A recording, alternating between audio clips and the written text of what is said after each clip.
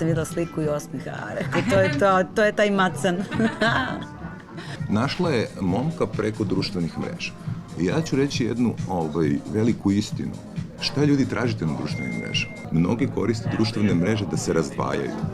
Ja ih koristim da se spajam. I sve vreme dok sam ja bila u bolnici i dok sam bila ležela u kući 6 meseci, znači svega zajedno 8 meseci, on je sve vreme bio na vezi sa mnom. Mnogo mi je pomogao i psihički i mentalno i kroz priču i duhovno i na kraju i finansijski, zato što ja nisam radila.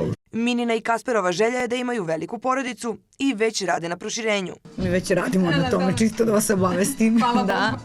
Naravno da je to moja želja, ali najviše zbog njega, zato što on nije ostaren kao otac i mislim da će ga to još više oplemeniti. On je toliko dobar, on je jedno veliko dete. Što se tiče prethodnih, ja imam amneziju, definitivno.